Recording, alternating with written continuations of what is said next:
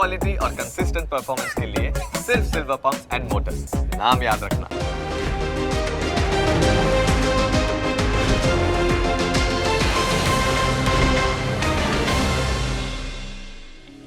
Closing capital presented by trade bulls. अब trading सबके बस की बात है। को powered by net protector. Protect your digital life. સ્વાગત આપ સૌ કોઈનું। હું યશ આપની સાથે। ભારતીય માર્કેટ્સ જબરદસ્ત વોલેટિલિટી વચ્ચે ફરી એકવાર ઘટતા જોવા મળ્યા છે। આવી સ્થિતિમાં ભારતીય માર્કેટ્સમાં શું છે એક્શન અને આગળની શું રણનીતિ હોવી જોઈએ, ચર્ચા કરીશું। હું યશ આપની સાથે। શરૂઆત હેડલાઇન્સ સાથે કરીએ। બજારમાં ભારે વેચવાલી। નિફ્ટી 150 અંક ઘટીને 23,550 ને નીચે। બેંક નિફ્ટી 400 અંકથી વધુ ઘટીને આગળ 50,500 નીચે। પીએસયુ બેંક અને મેટલ શેરમાં ભારે વેચવાલી। डाउ फ्यूचर्स 100 अंक नीचे। यूरोपियन मार्केट में पण ओपनिंग बाद नबळाई। आज बंद रहेशे अमेरिकन मार्केट्स।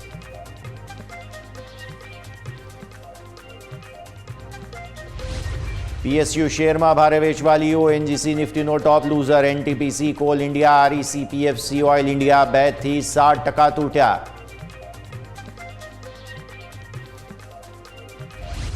मेटल शेर की चमक घटी। नाल्को 3 महीना न्यूनतम स्तरों पर सरक्यो। टाटा स्टील, जेएसपीएल, सेल और वेदांता में पण नबळाई।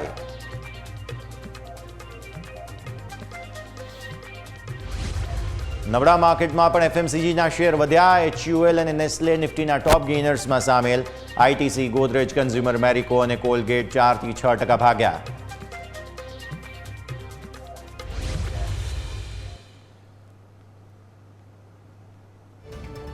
एक महत्वपूर्ण इनपुट सामे आवी रह्या छे। मुख्यमंत्री भूपेन्द्र पटेलनो खेडूतो माटे महत्वपूर्ण निर्णय सामे आव्यो छे। सिंचाई माटे जोईतुं पाणी खेडूतोने आपवा माटे सीएमनी सूचना छे। जोईए तेटलुं पाणी खेडूतोने आपवा माटे सीएमए सूचना आपी छे अने भरपूर पाणी होवाना कारणे आ वर्षे सिंचाईना पाणीमां कोई पण काप मूकवा नहीं तेवुं मुख्यमंत्रीए स्पष्ट निर्देश कर्यो छे। जे विस्ताરના ખેડૂતો પાણીની માગણી કરે તેમને પાણી આપવા માટે સૂચના અપાઈ છે। નર્મદા જળ સંપત્તિ વિભાગ સાથે પણ ચર્ચા કરવામાં આવી છે અને તે બાદ સીએમ દ્વારા આ સૂચના અપાઈ છે। પાણી પુરવઠા વિભાગને સીએમએ સૂચના આપી છે તથા ખેડૂતોને આ વર્ષે ખૂબ જ ખુશીના સમાચાર, આનંદના સમાચાર, જોઈએ તેટલું પાણી ખેડૂતોને આ વર્ષે મળવા જઈ રહ્યું છે।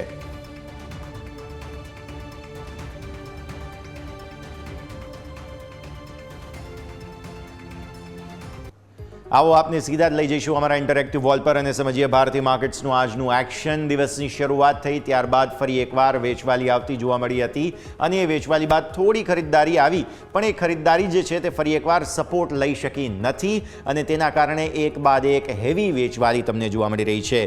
तमे जो नजर करो अहींयाथी खास तो निफ्टी पर्टिक्युलरली जे छे अत्यारे 0.5% नीचे छे अने 23,500 जे रिसेंट स्विंगना तमारा लो हता तेने नजीक फरी एकवार आवी गयो छे। परम दिवसना जे लो बन्या हता तेनी हूँ खास अहींयाथी वात करी रह्यो छुं। डेली चार्ट्स पर नजर करी लईए।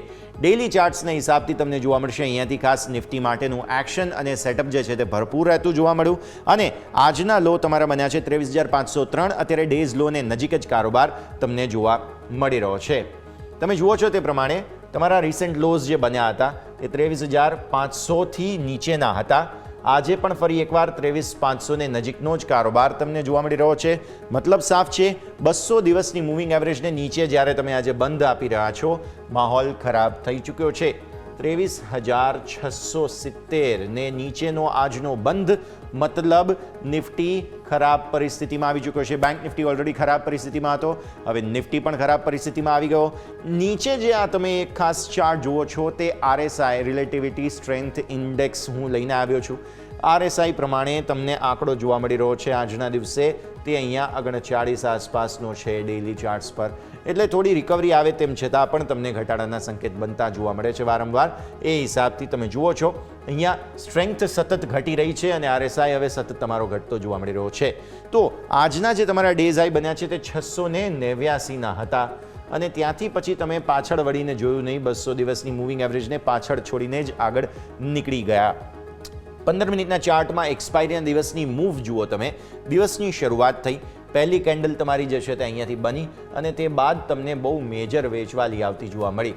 જે કોઈ પણ ખરીદદારી બની અગેન તમને શાર્પ ફોલ આવતા જોવા મળ્યા અને આ શાર્પ ફોલમાં સતત વેચવાલી પછી કન્સોલિડેશન થયું અહીંયાથી ખાસ અને અત્યારે ફિલહાલ જોઈ રહ્યા છીએ ફરી એકવાર ડેઝ લોને નજીક જ કારોબાર તમને જોવા મળી રહ્યો છે જે અહીંયા આગળના સંકેત બને છે. અને આવી સ્થિતિમાં તમારો મૂડ માહોલ જે ખરાબ થઈ ગયો છે ઉપરના સ્તરોથી તે સ્પષ્ટ બતાવે છે કે નિફ્ટી પણ હવે 200 દિવસની મૂવિંગ એવરેજને નીચે જ્યારે બંધ આપી રહ્યો છે તે ખરેખર ખરાબ પરિસ્થિતિમાં તમને ઇન્ડિકેટ કરે છે. ઓપન ઇન્ટરેસ્ટની વાત કરવાનો આમ તો કોઈ બહુ મતલબ નથી કેમ કે એક્સપાયરીનો દિવસ છે, પણ હા 23,500 ને નીચે જો અત્યારે બંધ આપી દઈશું તો વધારે ખરાબ પરિસ્થિતિ બનશે તેવું માનો. ઓપન ઇન્ટરેસ્ટની વાત કરી લઈએ. મેઇન જગ્યા જે છે તે ચેલેન્જ તમારા માટે આ જ બની ગઈ હતી 23,600, 650, 700 આ બધાની અંદર જ તમને આજના દિવસે બહુ મેજર એક્શન જોવા મળ્યું હતું. ઇવન 550, 600 અને 700 આ 3 સ્ટ્રાઇક હતી કે જેમાં તમને મેજર એડિશન આજે જોવા મળ્યું અને એટલે હવે તમે ધીરે ધીરે 500 તરફ આગળ વધી ચૂક્યા છો અને ફાઇટ અહીંયા ચાલી રહી છે 500ના પુટ, 550ના કોલ. ચેન્જ બતાવો. ઓપન ઇન્ટરેસ્ટ ચેન્જના હિસાબથી પણ તમને જોવા મળશે અહીંયાથી ખાસ મેજર કોલનું એડિશન તમને અહીંયા જોવા મળ્યું હતું તે હતો 23,500. આગળ હવે વાત કરી લઈએ બેંક નિફ્ટીની. બેંક નિફ્ટી તમે જુઓ છો બહુ ખરાબ સ્થિતિમાં આવે 49,230ના તમે લો બનાવ્યા. આ તમે જે જુઓ છો ચાર્ટ તે પ્રમાણે આજે મેઇન એક બાદ એક જેટલા પણ ન્યૂનતમ સ્તરોના સપોર્ટ તમે લઈને આવો છો તે બધા જ તમે તોડતા જઈ રહ્યા છો. છેલ્લે આપણે વાત કરી હતી કે 49,500 હવે બહુ મહત્વનો સપોર્ટ છે તો આજે આપણે એ પણ તોડી દીધું, 49,500 પણ તોડી દીધું. આજના તમારા લો 230ના બન્યા છે એટલે ન્યૂનતમ સ્તરો પર હવે આ તમારા માટે જગ્યા. 49,000 હવે બહુ જ ક્રુશિયલ સપોર્ટ છે. જો 49,000 તૂટી ગયો તો પછી ફર્ધર બહુ મોટું દબાણ તમે જોશો. 200 દિવસની મૂવિંગ એવરેજ તમારી અહીંયા છે. 200 દિવસની મૂવિંગ એવરેજને નીચે સતત ચોથો દિવસ તમે બંધ આપી રહ્યા છો. બહુ જ ખરાબ પરિસ્થિતિ. અને તમારો RSI નીચે ક્યાં છે? તમારો RSI આવીને ઊભો છે ઓલમોસ્ટ 31 પર. આવી સ્થિતિમાં 30ની નીચે RSI એટલે તમે ઓવરસોલ્ડ છો. 200 દિવસની મૂવિંગ એવરેજને નીચે સતત ચોથો દિવસ છે. બહુ ખરાબ પરિસ્થિતિમાં બેંક નિફ્ટી ગમે ત્યારે કંઈ સપોર્ટ લઈ શકે પણ એવા કોઈ સંકેત જ નથી મળી રહ્યા કે સપોર્ટ લે માર્કેટ. સો આ પરિસ્થિતિમાં તમે આવીને ઊભા છો. આજે તમારા હાઈ બન્યા હતા ઉપર 798ના. તો આવી સ્થિતિમાં 798 એટલે તમારા માટે 50,000 બેઝિકલી એક રેઝિસ્ટન્સ બની રહ્યું છે. 798થી વેચવાલી આવી 49,500 તોડ્યું અને પછી 230ના લો આજે બનાવ્યા. 15 મિનિટના ચાર્ટ બતાવો. 15 મિનિટના ચાર્ટના હિસાબથી તમને જોવા મળશે મેજર દિવસની શરૂઆત થઈ ત્યારથી જ વેચવાલી હાવી હતી. પહેલી કેન્ડલ તમારી બની, થોડું કન્સોલિડેશન તમે અહીંયાથી ખાસ જે છે તે બતાવ્યું હતું પણ એ કન્સોલિડેશન બાદ અચાનક જે ટ્રેન્ડ ચેન્જ થયા અને પછી જે વેચવાલી આવી તે બહુ હેવી વેચવાલી હતી અને તેના કારણે એક બાદ એક મૂડ માહોલ ખરાબ થતો ગયો અને છેલ્લે તમે જે લો બનાવ્યા 250ના હાલત ખરેખર અહીંયા ખરાબ આપણે ગણવાની થાય. આવી સ્થિતિમાં RSI અહીંયા પણ ખરાબ છે 15 મિનિટમાં. હવે ઓપન ઇન્ટરેસ્ટની વાત કરી લઈએ. ઓપન ઇન્ટરેસ્ટના હિસાબથી તમને જોવા મળશે 49,000 અને ઇન્ટરેસ્ટિંગ છે આજે હું ખાસ હાઇલાઇટ કરીશ 49,500 પર તમને યાદ હોય તો પુટનો બહુ જબરદસ્ત સપોર્ટ હતો અને આ જે તમે જુઓ છો 50,000 ત્યાં પણ પુટનો સારો સપોર્ટ છે અત્યારે ફિલહાલ, પણ 50,000 પર કોલ હવે નેક ટુ નેક થઈ ગયા છે. એટલે મતલબ સાફ છે કે અહીંયા હવે તમે ફર્ધર વેચવાલી કરશો તેવો કોન્ફિડન્સ આ કોલ રાઇટર્સને આવ્યો છે અને એટલા માટે અહીંયા એક્ઝેક્ટ ઓલમોસ્ટ નેક ટુ નેક તમે થઈ ગયા છો. હવે માત્ર 49,000નો સપોર્ટ છે, આ એકમાત્ર આશા છે. જો આ તૂટી ગયું તો પછી હવે ફર્ધર વેચવાલી તમને હજુ પણ આવતી જોવા મળશે અને એ વેચવાલી એવી હશે કે જેને કોઈ રોકી નહીં શકે. બહુ મોટી સુનામી સ્ટાઇલની વેચવાલી આવી શકે છે. એટલા માટે એક વખત હવે સપોર્ટ લઈ લે 49,000 પર તો બહુ સારું, કેમ કે તમે ક્યાં છેક 54,000ને ઉપરથી વેચવાલી જોઈ રહ્યા છો અને ત્યાં હવે 49,000ને નીચે આવી ગયા. 5,000 પોઈન્ટ તો તમે એમને તૂટી ચૂક્યા છો. આવો ચેન્જ પર આજે કોલનું જે એડિશન અહીંયા થયું છે તે તમને થોડું જોવા મળશે કઈ રીતે 50,000ના કોલ જે છે તે આવ્યા છે. જુઓ બધી જ સ્ટ્રાઇકમાં કોલનું અગ્રેસિવનેસ તમે જુઓ, ખાસ કોલ રાઇટર્સની. 49,500 પર કોલ રાઇટર્સ બહુ અગ્રેસિવ છે, 50,000 પર કોલ રાઇટર્સ બહુ અગ્રેસિવ છે. પુટનું અહીંયાથી એક્ઝિટ થયેલી છે. આવી સ્થિતિમાં તમારી ફાઇટ જે છે તે અહીંયા જ ખાસ ચાલતી જોવા મળી અને નો ડાઉટ 49,000 પર થોડા પુટ છે, આજે એડ પણ થયા છે, પણ તમે જુઓ કે કોલ પણ 49,000 પર એડ થયા છે, જે કોલ રાઇટર્સનો કોન્ફિડન્સ બતાવે છે કે તેમને કેટલો કોન્ફિડન્સ છે કે માર્કેટ હજુ ઘટશે, કે છેક 49,000ના કોલમાં તમને સેલિંગ આવતું જોવા મળી રહ્યું છે. અને એટલા માટે આપણે અહીંયા જોઈ રહ્યા છીએ OI ચેન્જના હિસાબથી માહોલ ખરાબ જોવા મળી રહ્યો છે. નિફ્ટી પણ આજે 200 દિવસની મૂવિંગ એવરેજને નીચે બંધ આપે છે તો તે પણ ખરાબ ગણવામાં આવશે અને બેંક નિફ્ટીની પણ હાલત તો ખરાબ જ જોવા મળી રહી છે. બ્રેકનો સમય. બ્રેક બાદ આપણે એક્સપર્ટ આપણી સાથે જોડાશે, તેમની સાથે ચર્ચા કરીએ અને સમજીએ આજનું સેટઅપ. બ્રેક બાદ.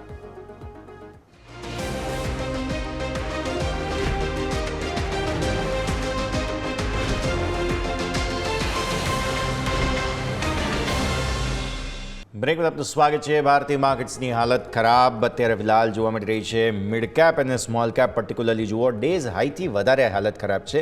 મિડ કેપના આજના હાઈ 56,450 ને ઉપર હતા 55,750, એટલે ઓલમોસ્ટ તમે જુઓ તો 800 પોઈન્ટથી પણ વધુનો ઘટાડો તમને મિડ કેપમાં જોવા મળ્યો. સ્મોલ કેપ તમે જુઓ 18,395થી 18,116, બહુ ખરાબ પરિસ્થિતિ અહીંયા છે. બેંક નિફ્ટી કોશિશ કરી રહ્યું છે હવે થોડું રિકવર થવા માટેની, અને સાથે નિફ્ટી તમે જુઓ તો હવે 23,500ના લોથી થોડી કોશિશ અહીંયા પણ ચાલી રહી છે રિકવર થવા માટેની. વોલ્ટિલિટી ઇન્ડેક્સ તમારો વધેલો છે. વિક્સ આજે ઓબ્વિયસલી એક્સપાયરીનો દિવસ છે એટલે થોડી એક્શન તમને અહીંયા રહેતી જોવા મળે. પણ આગળ વધુ चर्चा करिए. આપણી સાથે લક્ષ્મીશ્રી ઇન્વેસ્ટમેન્ટના અંશુલ જૈન જોડાઈ રહ્યા છે. अंशुल जी, बहुत बहुत स्वागत है आपका. सबसे पहले तो good afternoon sir. Afternoon good वैसे तो लग नहीं रही है, हालत ख़राब है मार्केट की. एक के बाद एक सारे महत्वपूर्ण लेवल्स जो हैं वो तोड़े जा रहे हैं. बैंक निफ्टी ने तो सच में मतलब पूरा जो जिसे बोलते हैं कि कोई भी लिमिट बाकी नहीं छोड़ी है. हर एक लेवल जो महत्वपूर्ण था वो तोड़ दिया. नो डाउट थोड़ी रिकवरी हुई है, पर मिड कैप स्मॉल कैप जो आपने इतने टाइम से बता ही रखा था वहाँ ज़्यादा हालत पतली रख रही है. कैसे देख रहे हैं सर आप पहले मार्केट्स की आज की एक्सपायरी निफ्टी की, उसको एनालाइज कर लेते हैं पहले.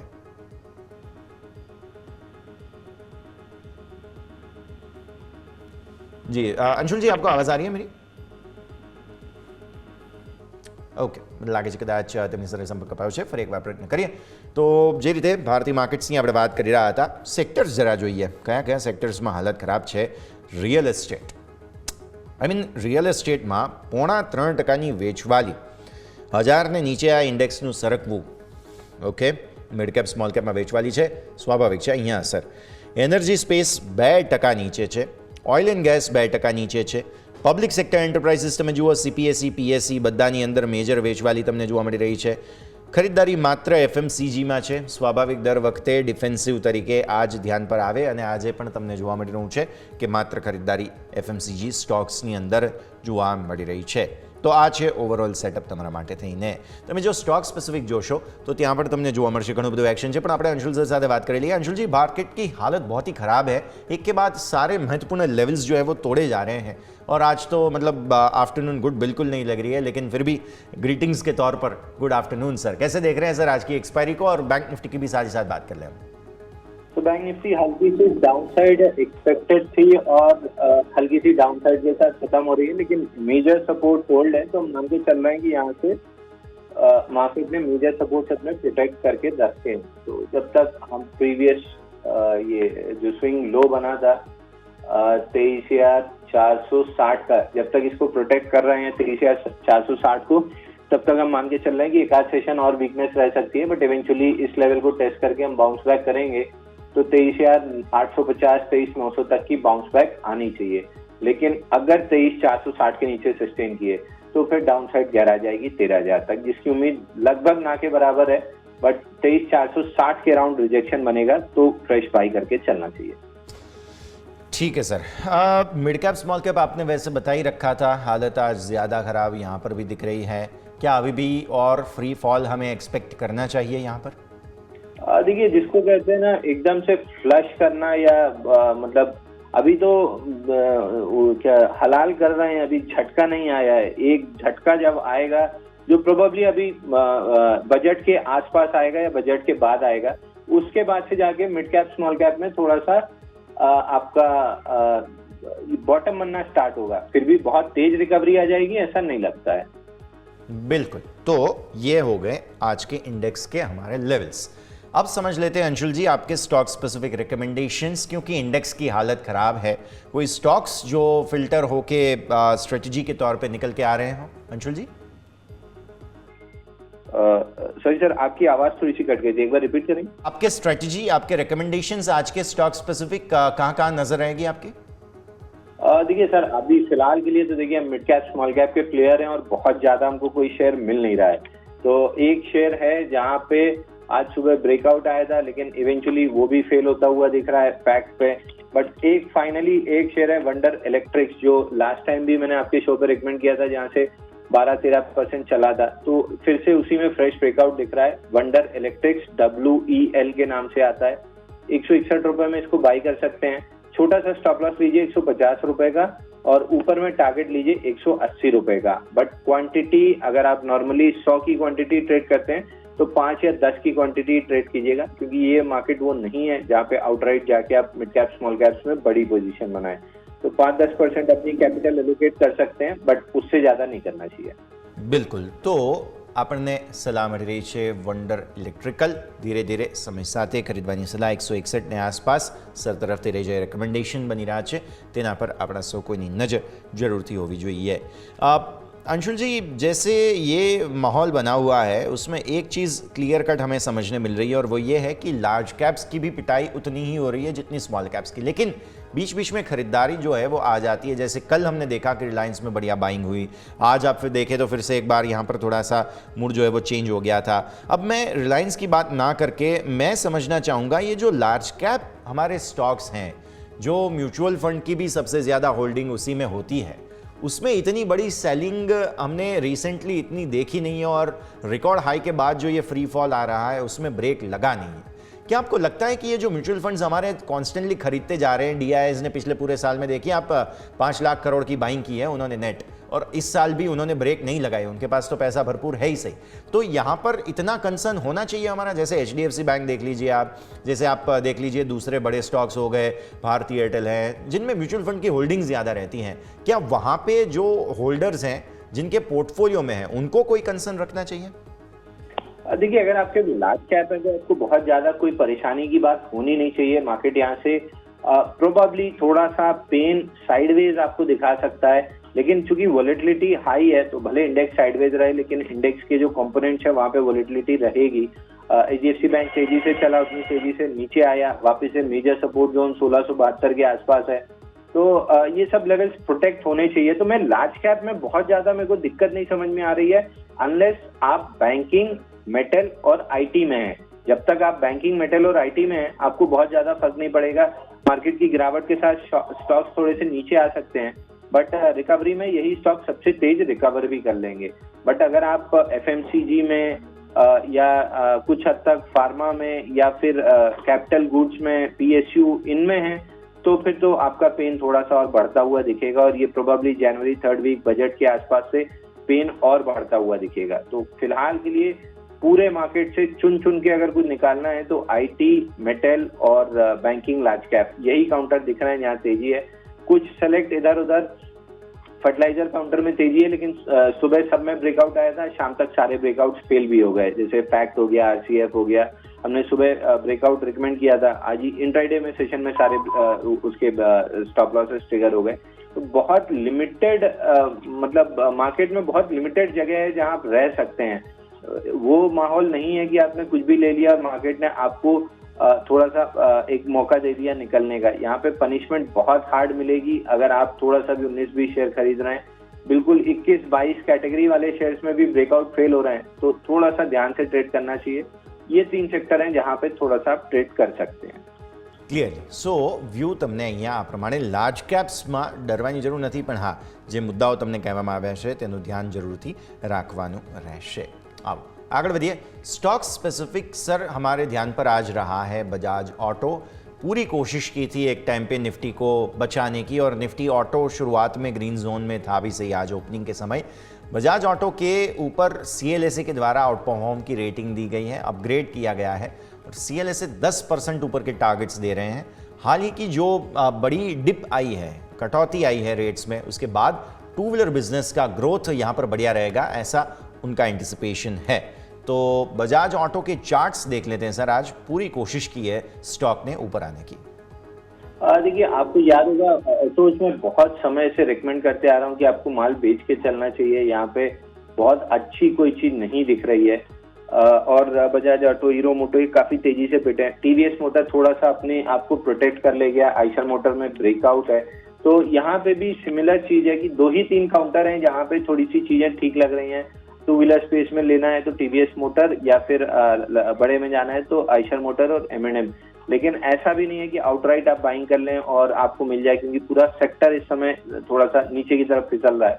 तो मैं अवॉइड में ज्यादा रखूंगा। और स्पेसिफिकली जहां तक बजाज ऑटो की बात है, आप देखिए बजाज ऑटो में जब फेल्ड ब्रेकआउट आया था उसके बाद से करेक्शन काफी हार्ड था। मेजर सपोर्ट 8400 के आसपास है जहां से थोड़ा सा बाउंस बैक कर रहा है। 8400 एज एंड व्हेन अगर टूट गया तो फिर स्टॉक में लगभग 6000 रुपए का टारगेट आते हुए दिखेगा। वो आएगा या नहीं ये वहां आने के बाद पता चलेगा, बट 8400 आपको प्रोबेबली 10-15 दिन या 1 महीने में दिख सकता है। બિલકુલ 8400 સુધી આગળ જતા જોવા મળી શકે છે બજાજ ઓટો બહુ જ રસપ્રદ જગ્યા પર અત્યારે ફિલહાલ આવીને ઊભો છે સ્ટોક નજર તમારે રાખવાની રહેશે। આગળ વધીએ બીજા નિફ્ટીના સ્ટોક્સ કે જેમાં અમેઝિંગ એક્શન આજે બનતું જોવા મળ્યું તે છે FMCG। अंशुल जी, जब भी मार्केट में इतना बड़ा दबाव आता है तो FMCG सबसे पहले बचाने आ जाता है और आज भी वही हुआ है। नेस्ले सबसे आगे है 1.5% ऊपर, HUL उसके ऊपर तो ब्रोकरेज रिपोर्ट्स वगैरह भी आई थी और ब्रिटानिया हम देख रहे हैं। इसके अलावा ITC तो अब फंडामेंटल इवेंट के बीच में है तो इसको थोड़ा सा हम साइड में रखें तो भी FMCG इंडेक्स पहले तो आप देखिए निफ्टी का, और साथ ही साथ नेस्ले आज टॉप गेनर है। कैसे देखें, आपको कोई स्टॉक अगर FMCG में पसंद हो तो? इस नवंबर को FMCG के इंडेक्स पे लो बना था। 40 दिन में 16% का करेक्शन इंडेक्स लेवल पे आया था और लार्ज कैप स्टॉक्स भी काफी तेजी से पिटे थे। और आपको याद होगा प्रीएम्प्टिव हमने ऑलमोस्ट टॉप के आसपास जज कर लिया था कि FMCG यहाँ से खराब लग रहा है और बहुत तेज गिरावट आई। अब 21 नवंबर को बॉटम आउट जरूर हो गया है, लेकिन पुल बैक में कोई भी रेजिस्टेंस या प्रीवियस स्विंग हाई क्रॉस नहीं हुआ है। एक ट्रायंगल काइंड ऑफ फॉर्मेशन बन रही है FMCG इंडेक्स पे।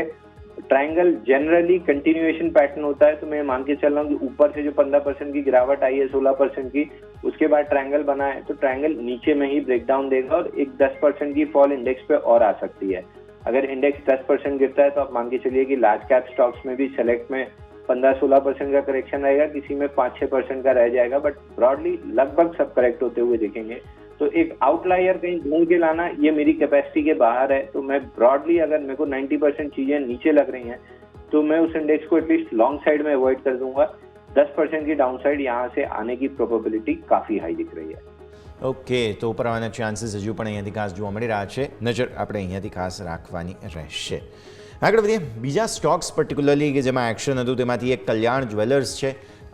अंशुल जी, कल्याण ज्वेलर्स में हमने देखा कि पहले तो काफ़ी अच्छा एक्शन था, उनके बिजनेस अपडेट आए उसके बाद न सिर्फ कल्याण ज्वेलर्स लेकिन साथ ही साथ आप दूसरे ज्वेलरी स्टॉक्स देख लीजिए, जैसे टाइटन देख लीजिए आप, सारे ज्वेलरी स्टॉक्स में यही हुआ है। बहुत ही बड़ी रेट जो है हमें बोलना चाहिए कि यहाँ पे कटौती आती हुई देखने मिली, बहुत बड़ा डाउनफॉल आता हुआ देखने मिला। अगर कल्याण की स्पेसिफिकली बात करें, एक हफ्ते में 14% से ज़्यादा ये स्टॉक गिर चुका है। कैसे देखें सर, बिजनेस अपडेट तो अच्छे थे लेकिन फिर भी इतना बड़ा प्राइस करेक्शन हमें देखने मिल रहा है? देखिए, आपको याद होगा जब पीसी ज्वेलर्स स्प्लिट होने वाला था उसके जस्ट पहले मैं बार बार बोल रहा था कि जहां पे बजट के टाइम में PSU स्टॉक्स खड़े थे वहां पे इस समय जेम्स एंड ज्वेलरी स्टॉक खड़े हैं जहां पे बाइंग क्लाइमैक्स हो रहा है। सब में 5th, 6th, 7th stage breakouts हैं। ये ब्रेकआउट जैसे फेल होंगे वर्टिकल डाउन मूव आएगी। कल्याण 786 का ब्रेकआउट 3 दिन सस्टेन किया ऑल टाइम हाई का और उसके बाद जो तोड़ा है तो 3 दिन के अंदर ही 786 से 650 रुपए आ गया है। 632 पहला लॉन्ग लिक्विडेशन का टारगेट है और 632 टूटने के बाद 514 रुपए तक ये स्टॉक आ सकता है। तो जैसा आपने बड़ा और हार्ड करेक्शन PSU स्टॉक्स में देखा है बजट के बाद 40, 45, 50% का, लगभग 30 से 40% का करेक्शन ऑल टाइम हाई से आपको इन स्टॉक्स में भी दिख सकता है। मतलब जो रिसेंट हाई बने हैं वहां से 30% डाउन साइड अगर जेम्स एंड ज्वेलरी काउंटर में आती है तो कोई बहुत बड़ा सरप्राइज नहीं होगा। कल्याण ज्वेलर्स स्पेसिफिकली बहुत ज्यादा वीक लग रहा है। ઓકે, સો વ્યૂ આ પ્રમાણે અહીંયાથી ખાસ કલ્યાણ જ્વેલર્સ માટે થઈને એક્શન ભરપૂર રહેતું જોવા મળી રહ્યું છે। आगे बढ़ते हैं टॉप लूजर्स में सर। ONGC 2-3 दिन बढ़िया चला, आज फिर से प्रॉफिट बुकिंग आ गई और प्रॉफिट बुकिंग भी हैवी है। अब ऑब्वियसली क्रूड के साथ डायरेक्टली प्राइस को रिलेट होते हैं यहाँ पर और न्यूज़ वगैरह की वजह से भी थोड़ा सा एक्शन रहता है। आज के प्रॉफिट बुकिंग में कोई बाय ऑन डिप अपॉर्चुनिटी आप एंटिसिपेट करेंगे कि थोड़ा सा और वक्त लेना चाहेंगे ONGC में? देखिए, ONGC में 261 का रेजिस्टेंस क्रॉस हुआ है। मैं एक्सपेक्ट नहीं कर रहा था कि क्रॉस होगा लेकिन हो गया है। उसकी वजह भी ये थी कि क्रूड में थोड़ी सी रैली आई थी, बट क्रूड भी अब फिजल आउट होते हुए दिख रहा है और ये भी पुल बैक दे रहा है। अगर ये 260, 258 ये रेंज प्रोटेक्ट कर लेता है 258 से 261 की, तो आपको एक बाउंस बैक मिल सकता है 285 तक, जिसकी उम्मीद लेस देन 40% है। 60% चांसेस हैं कि ये अपना 258, 261 के सपोर्ट जोन को स्लाइस थ्रू करके 215 रुपए तक नीचे आ सकता है। तो मेरे हिसाब से यहाँ पे 215 रुपए आते हुए दिख रहा है। આગળ જતાં હજુ પણ ઘટાડો આવી શકે તેમ છે। ઓએનજીસી પર્ટિક્યુલરલી નજર અહીંયા પણ ખાસ આપણે રાખવાની રહેશે। આગળ વધીએ, ભારતીય માર્કેટ્સ ક્લોઝ તરફ જઈ રહ્યા છે। એટલીસ્ટ રાહતની વાત એ છે કે ડેઝ લોથી માર્કેટ થોડા રિકવર થયા છે। નિફ્ટી અને બેંક નિફ્ટી બંને થોડા રિકવર થઈને જઈ રહ્યા છે, એટલે એક થોડી રાહતની વાત જરૂર ગણાશે। પણ હા, ઓવરઓલ પરિસ્થિતિ તો હજુ પણ ખરાબ જ રહેતી જોવા મળી રહી છે અને કોઈ પણ પ્રકારની રિકવરીના ચાન્સીસ છે નહીં। મિડ कैप स्मॉल कैपમાં પણ हालत पर्टिकुलरली खराब જ रहती જોવા મળી રહી છે। आज का वर्स्ट परफॉर्मर रहा निफ्टी रियल्टी। प्रॉफिट बुकिंग सबसे ज़्यादा जो है वो रियल एस्टेट स्टॉक्स में आई। कल मोस्टली सर प्रॉफिट बुकिंग ही थी रियल एस्टेट स्टॉक्स में, लेकिन फिर भी चुनिंदा स्टॉक्स थे जैसे कि लोधा हो गया या बाकी 2-3 स्टॉक्स थे जिसमें थोड़ा सा एक्शन था। आज शोभा, प्रेस्टीज, ब्रिगेड तीनों टॉप लूजर्स हैं निफ्टी रियल्टी के। इवन फिनिक्स जो कल तेजी में था, आज यहाँ पर फिर से प्रॉफिट बुकिंग आ गई। सेक्टर को थोड़ा सा समझते हैं सर।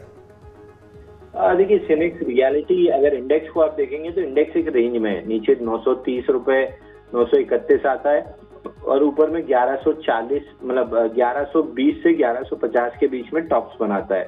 ये ऑलमोस्ट 3 बार, ये थर्ड टाइम 1125 1150 की रेंज से फिसला है और अगर ये नीचे अपना 930 का रेंज बॉटम टेस्ट करता है तो तीसरी बार हो जाएगा जब ये रेंज टेस्ट करेगा।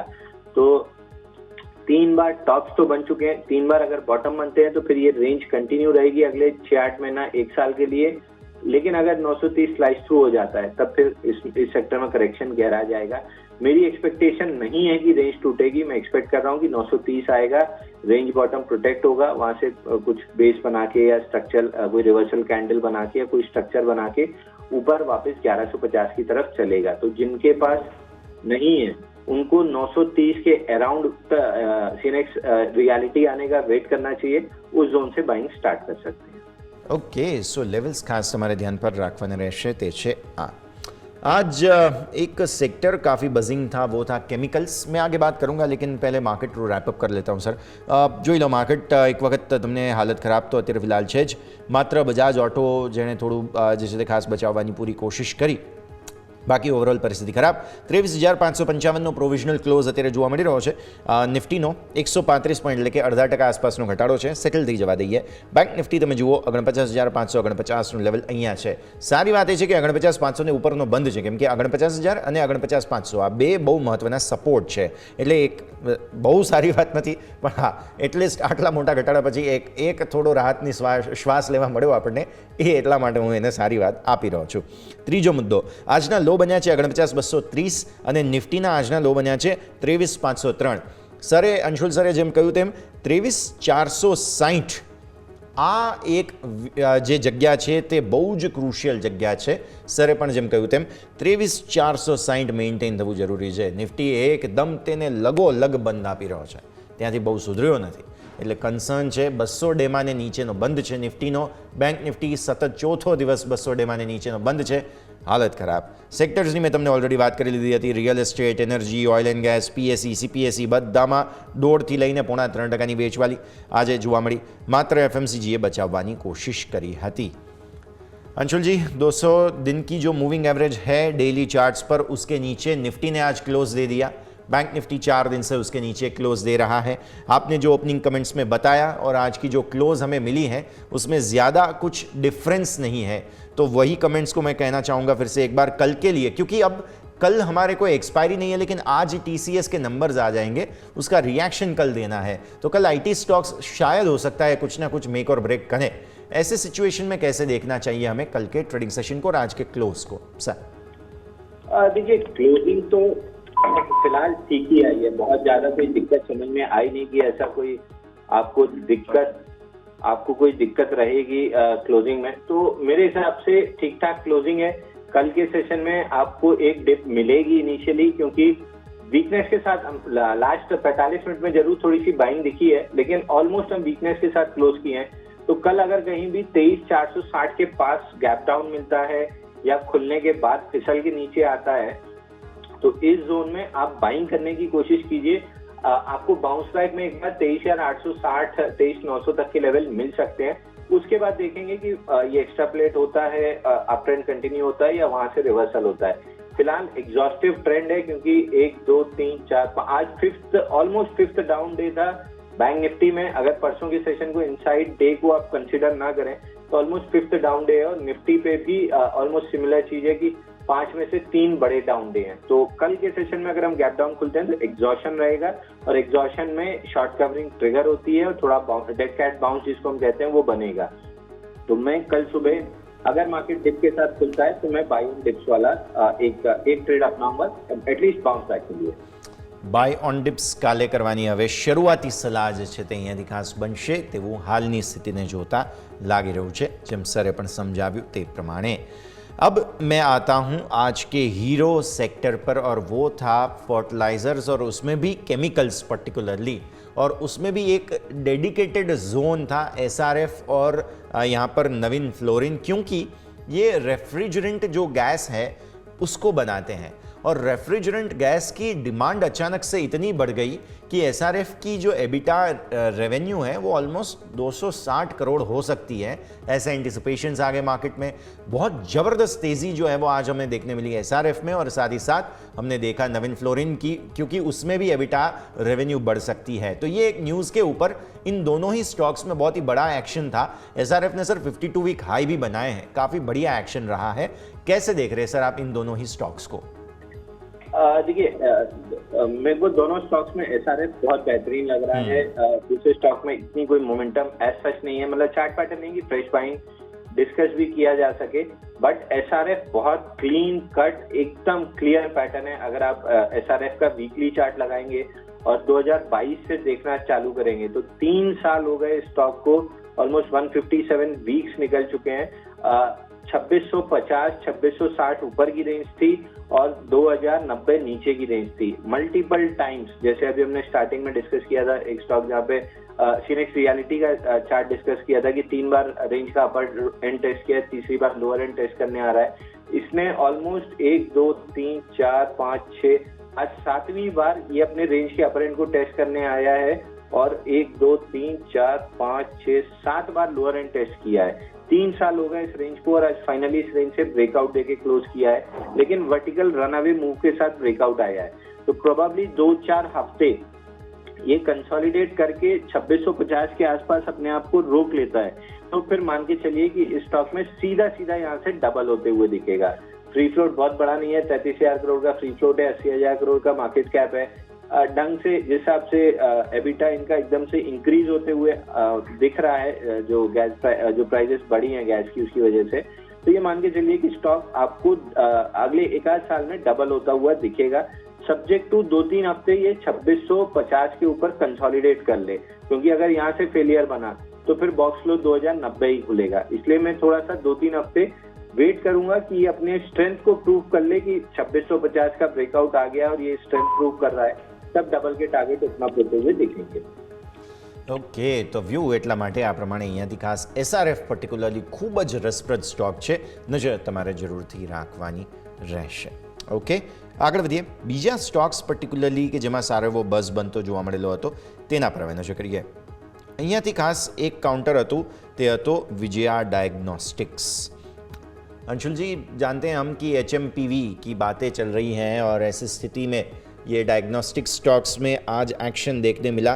1% का 52 वीक हाई बन गए, और पूरे हफ्ते के दौरान आप देखें 1 हफ्ते के रिटर्न्स 17.5% चल गया है।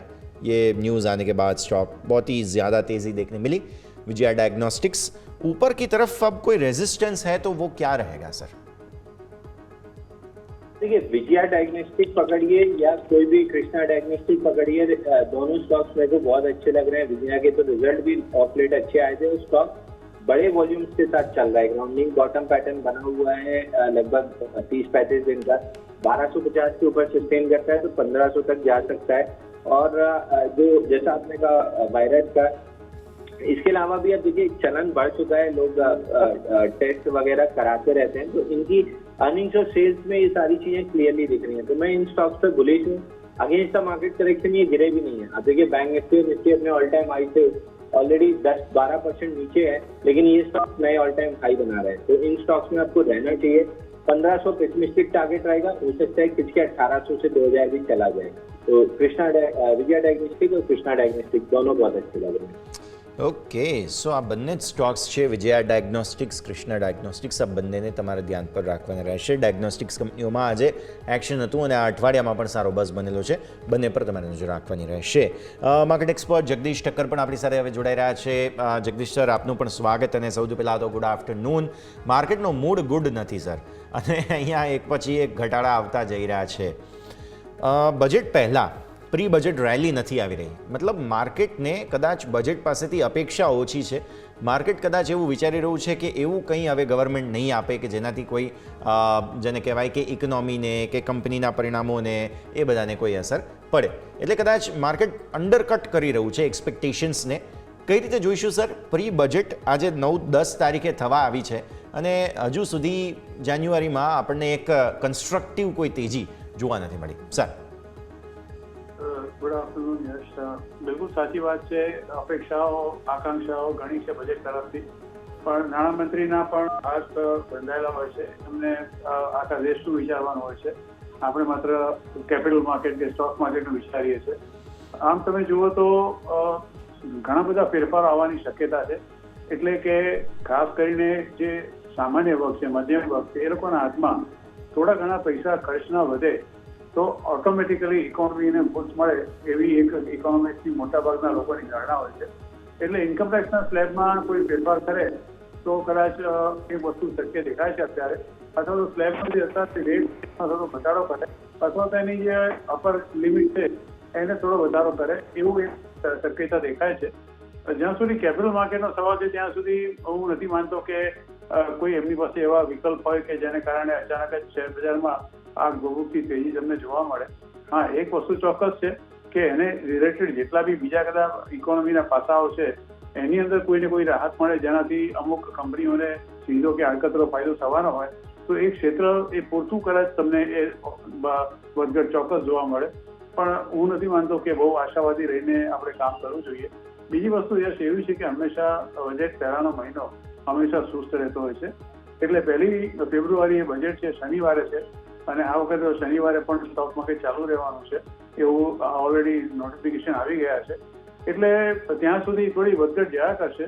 ત્રીજી વસ્તુ કે વિદેશી રોકાણકારોના તમે વેચાણ આંકડા જુઓ તો ગઈકાલ સુધી લગભગ 11,931 કરોડનું લોકોએ કેશમાં ખાલી નેટ વેચાણ કર્યું, અને સામે તમે જુઓ તો આપણા સંસ્થાકીય રોકાણકારોએ 12,614 કરોડની ખરીદારી કરી.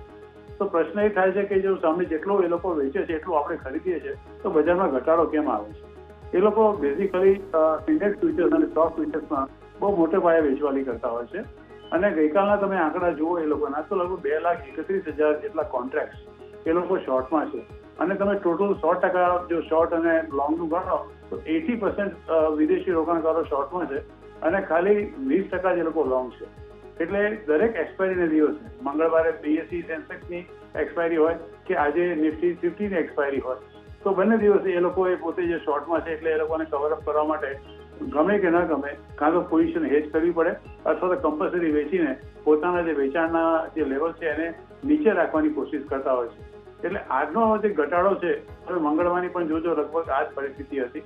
એટલે આ જાતની જે વીકલી એક્સપાયરીના જે 2 દિવસો છે એ દિવસોમાં હંમેશા આ જાતની મોટી વધઘટ થતી જ રહેશે.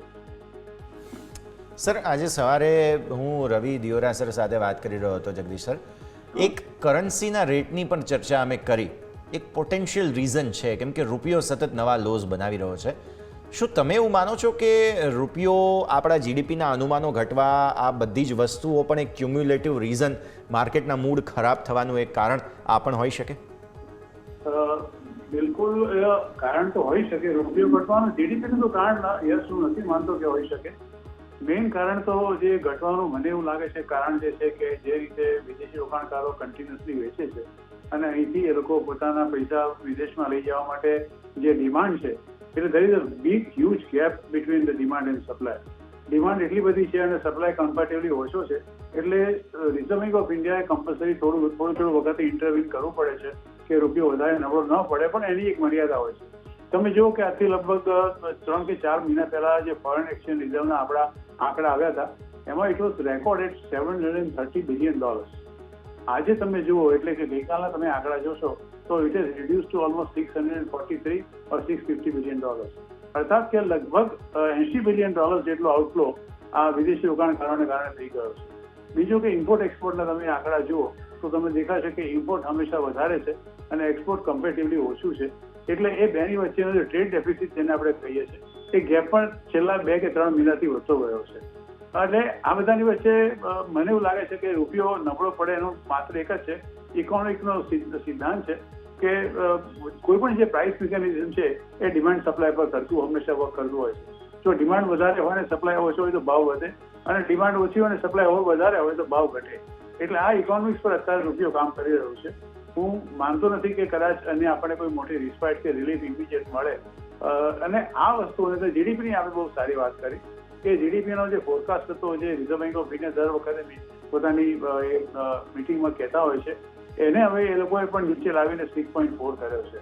એટલે આ એક 7.2 અને આગલા વર્ષે આ સમયમાં 8.2 નો 8.4 નો આંકડો આપણે ઘટીને 6.4 પર, આ એક બહુ જ સબળ અને મારી દ્રષ્ટિએ મજબૂત પાસું છે કે નાણામંત્રીને બજેટમાં આ માટે પોઝિટિવલી વિચારવા માટે ઇકોનોમીને કેમ સુધારવી એના માટે નક્કર પગલાં લેવા પડશે. કારણ કે જો આટલો બધો આપણો જીડીપીનો ગ્રોથ નીચે જાય અને આપણે અત્યારે $5 trillion ઇકોનોમીની વાતો કરી રહ્યા છીએ તો એ શક્ય બનવાનું નથી. એટલે આ બજેટમાં મને એવું લાગે છે કે આ જીડીપીના આંકડા અને સાથે ઇન્ફ્લેશનના જે અત્યારે આંકડા આવ્યા છે તે એ બધું જોતા કોઈક ને કોઈક જગ્યાએ કોઈક ઇકોનોમીનો ફેરફાર મોટા કરશે, અને એ જે ફેરફાર કરશે એની સીધી કે આડકતરી અસર અત્યારે જે સેક્ટર વાઇઝ આપણા શેર બજારમાં થશે અને એને લીધે તમને ઇન્ડેક્સની નિફ્ટીમાં મૂવમેન્ટ જોવા મળશે. ओके, सो व्यू आ प्रमाणे बनी रहा है. अंशुल जी, समझते हैं अब जब ये स्टॉक्स की बात हमारी चली रही है, एक काउंटर आज थोड़ा सा लिस्ट पर नज़र आया था, वो है Praj industries. Kotak institutional equities की ओर से एड रेटिंग दी गई है प्राज पर और 880 के कुछ टारगेट्स उन्होंने दिए थे और FY24 to 27 के बीच में प्राज की रेवेन्यू है वो 15% कैगर बढ़ सकती है, ऐसे अनुमान उन्होंने प्रोजेक्ट किए हैं. तो प्राज के चार्ट्स सर कैसे दिख रहे हैं, क्योंकि ये न्यूज़ आई है उसके बाद ऑब्वियसली थोड़ा सा एक्शन देखने मिला है स्टॉक में. देखिए, प्राज अपने मेजर सपोर्ट के आगे क्लोज किया 779. इसके नीचे अगर निकलता है, जिसकी एक्सपेक्टेशन है कि निकल जाएगा, तो सीधा 665 रुपए का टारगेट ओपन हो जाएगा, क्योंकि इसमें एक ब्रेकआउट फेल हुआ है. लॉन्ग लिक्विडेशन का पहला लेवल निकल गया, दूसरा लेवल 665 आता है, जो प्रोबेबली आपको 1-8 महीने में टेस्ट होता हुआ दिख जाएगा.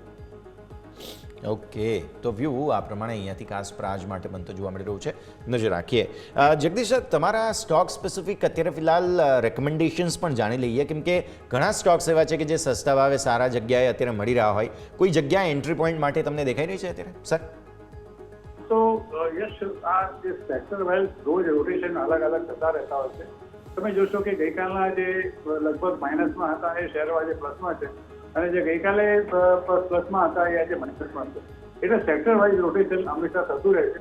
મારું એવું માનવું છે કે ફોર એક્ઝામ્પલ તમને દાખલો આપું કે નવી સ્ટોરો આજે અચાનક જ 10% ચડી ગયા, કારણ કે અમેરિકામાં જે જાતના ગેસ જે એર કન્ડિશનિંગમાં વપરાય છે એનો એક જબરજસ્ત 200% જેટલો વધારો ત્યાં થયો, અને વધારો અહીંયા કમ્પલસરી કરવો પડશે. એટલે બંને આ શેરો જે otherwise they were under performing for a very long time, એમાં એ લોકોને આજે 10%માં ઉછાળો મળ્યો. એટલે એક તો ઇન્ટરનેશનલ ન્યૂઝ પર બધા બહુ મોટો વધાર રાખે છે.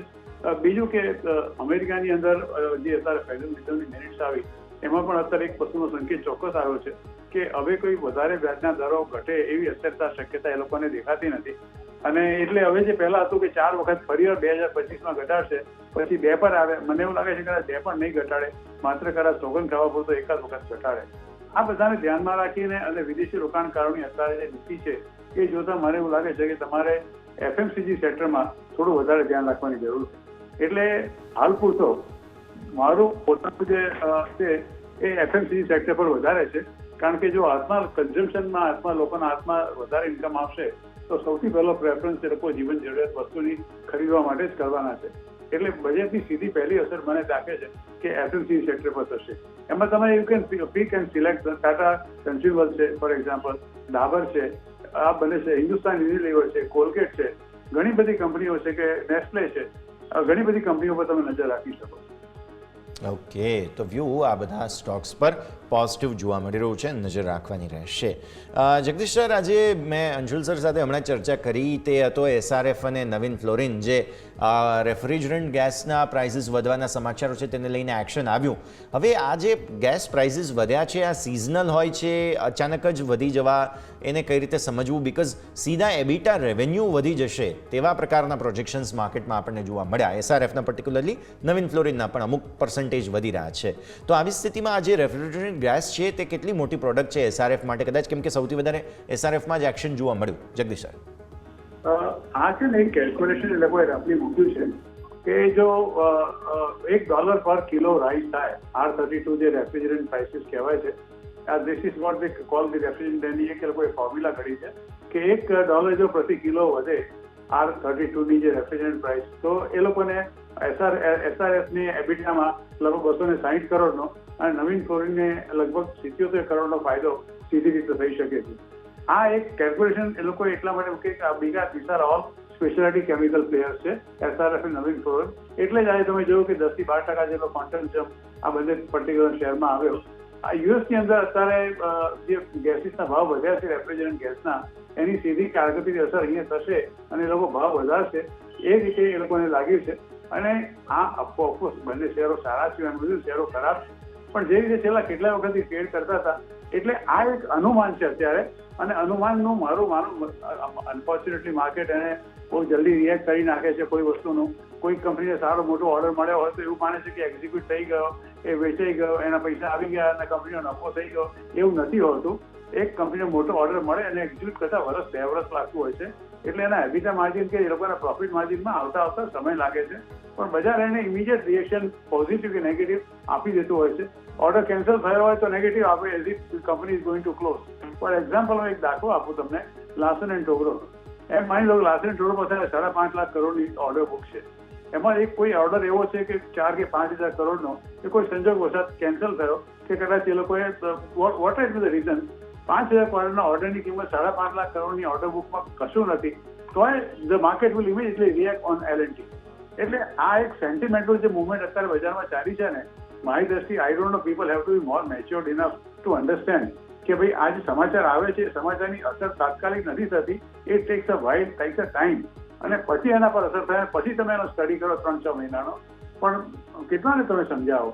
એટલે આ જે આજે સમાચાર આવ્યા છે, this is not a sustainable rise. એટલે તમે કોઈ માનતું હોય કે હવે આજથી આવતીકાલે ફરીવાર આ નવીન ફ્લોરિન SRF નફા બીજા 10% વધશે અને એમ કહીને જો કદાચ આજે લીધો હશે તો I am sure they are mistaken. Definitely. તો એક્શન એટલા માટે થઈને આ બધા જ સ્ટોક્સમાં આપણને જોવા મળ્યું અને આપણે વિસ્તારથી સમજ્યા પણ खरा जगदीश सर पास थी. अंशुल जी, आपके पास स्टॉक लेकर आना चाहूँगा, वो है Mahindra life space. Real estate की आपने बात की ऑलरेडी, पर महिंद्रा लाइफ स्पेस के चार्ट्स में अचानक एक शार्प डाउनफॉल आज आता हुआ देखने मिला था और वीकली चार्ट्स भी मैं देख रहा हूँ तो कुछ अच्छे नहीं है. कुछ 0.4% की कटौती एक हफ्ते के चार्ट्स में हमें देखने मिल रही है. हालत ख़राब है यहाँ पर. चार्ट्स को देखते हुए 52 वीक लो भी बाय द वे बने हैं यहाँ पर, तो उसको देखते हुए हमें थोड़ा सा समझना पड़ेगा महिंद्रा लाइफ स्पेस को. देखिए, महिंद्रा लाइफ स्पेस में कंटिन्यूस डाउन ट्रेंड है, स्टेज 4 डाउन ट्रेंड में है स्टॉक, और मेजर सपोर्ट वीकली चार्ट पे जो लिक्विडिटी पॉइंट है वो है 311 रुपए 313 रुपए की रेंज में.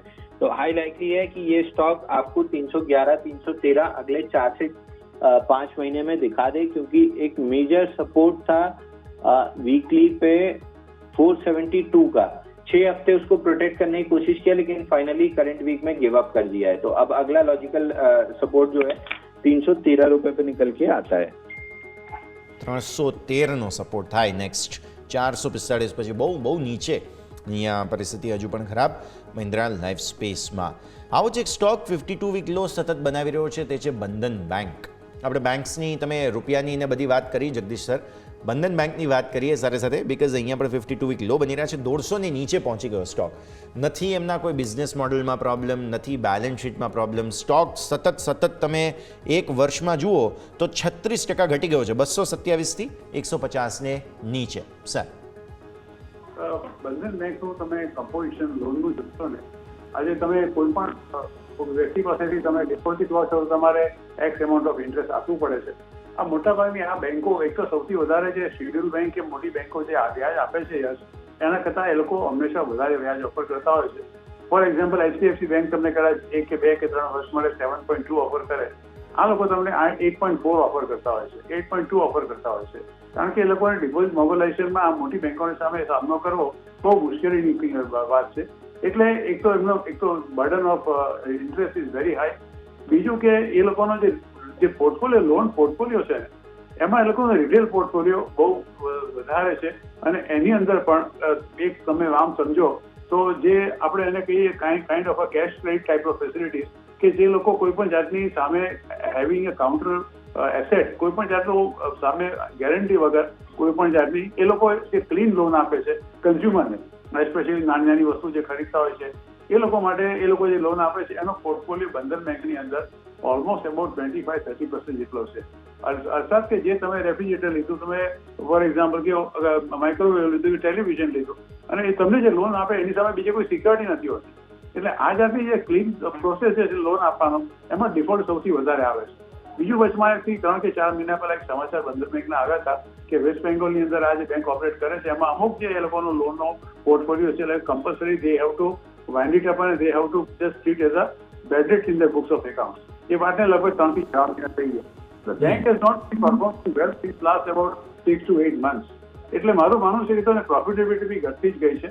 એટલે આ બંધન બેંકમાં આ જાતની જે બેંકો જે છે એમાં આ એક વસ્તુ રહેવાની rate of deposit is very high and the portfolio of loan is consisting of the loan which has no any kind of a asset backup કે જેની સામે તમે કહી શકો એની સામે સિક્યોરિટી મને આપી છે. એટલે આ જાતના પોર્ટફોલિયોમાં હંમેશા આ જાતનું થવાનું છે. ક્લિયરલી. સો એટલા માટે જ આપણે ખાસ બંધન બેંકની વાત કરી, કારણ કે સતત વેચવાલી જ્યારે જોવા મળી રહી હોય સ્ટોકમાં 52 वीक लो बनी रहा હોય તો કન્સર્ન જરૂર બની રહ્યું છે. अंशुल जी, वक्त हो चला है विदा लेने का, आपके डिस्क्लोजर्स. देखिए सर, मेरे पास जितने भी स्टॉक्स डिस्कस हुए हैं, रिलायंस और बैंक 20, बैंक निफ्टी का जो ETF है बैंक 20, रिलायंस और बैंक 20 मेरे पर्सनल पोर्टफोलियो में है. इसके अलावा कोई भी मेरे पर्सनल पोर्टफोलियो में नहीं है. बट जो SRF और ये स्टॉक्स डिस्कस किए हैं क्लाइंट्स के पोर्टफोलियो में जरूर हो सकते हैं. બિલકુલ. જગદીશ સર, આપના ડિસ્ક્લોઝર્સ.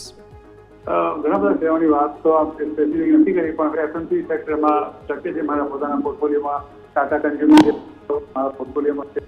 એ સિવાય બાકી જે કંઈ પણ વાત કરી એમાં રેન્ડમલી કોઈ સારા પોર્ટફોલિયોમાં અથવા અમારા ક્લાયન્ટોના પોર્ટફોલિયોમાં ભલામણમાં હોય છે.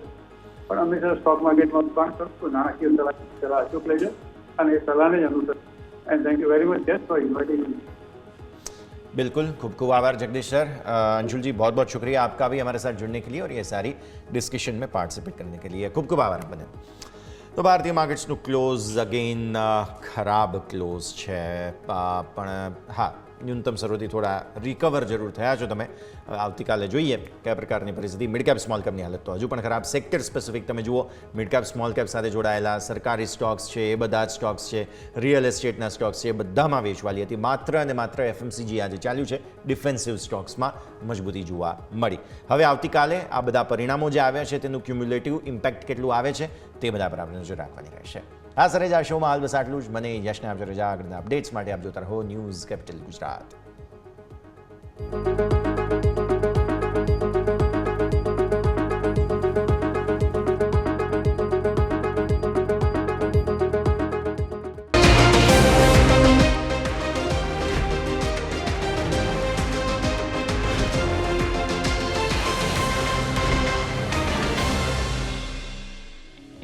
Closing capital presented by Tradebulls. अब ट्रेडिंग सबके बस की बात है. को powered by net protector. Protect your digital life.